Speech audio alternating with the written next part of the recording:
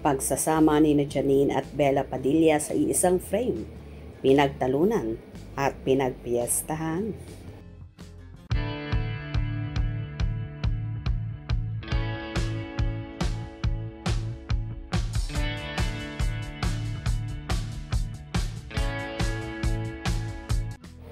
Sa lumabas na Christmas Station ID 2025 ng Kapamilya Network, marami ang tuwang-tuwa dahil napakaganda ng nasabing Christmas Station ID na yon, kung saan magkakasama ang mga artista ng biggest network.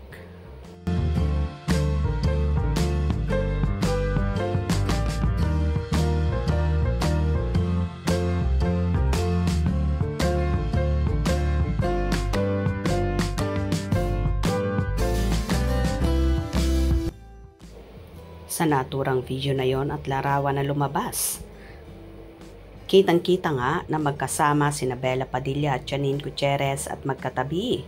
Dito na pinagkaguluhan at pinagpiestahan ng mga netizen. First time kong nakitang magkasama sa isang picture frame si Miss Janine Gutierrez at si Miss Bella Padilla ha. Word. Paano naman naging word? Siyempre, artista sila ng ABS. Magkakasama talaga. Anong problema doon? Bakit?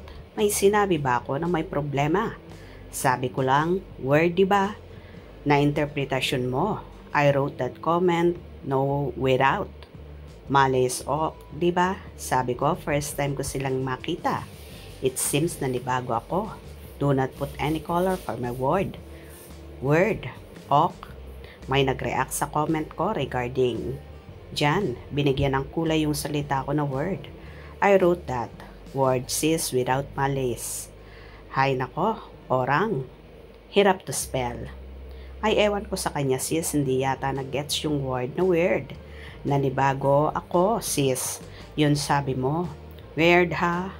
BFF kasi ni Bella at Kim. Pareho silang crush na Eko noon. Okay lang magkasama. Sina Janine at Bella kasi good terms naman sila bilang kapamilya. Ako din unexpected na magkasama sila but happy ako para sa kanila. Love them both. Both are pretty. Me too. Happy lang. Sus, sobrang gwapo ni Eko. Ekonin forever. O diba kaloka at pati naman. Weird na word, pinagtalunan pa. Maging happy na lang tayo dahil okay naman at walang issue sina Janine at Bella. Siyempre para silang kapamilya kaya for sure magkikit at magkakatabi sila. Malay nga natin soon, magkaroon pa sila ng project together. Di naman masama diba? Pareho naman silang open sa work at walang masamang tinapay sa kanila. Kaya gets nyo na ba? Wag nang gawa ng issue ang pagsasama nilang dalawa. Ang importante, happy si Janine at Bella. Kung nagustuhan nyo ang video na ito, comment down below.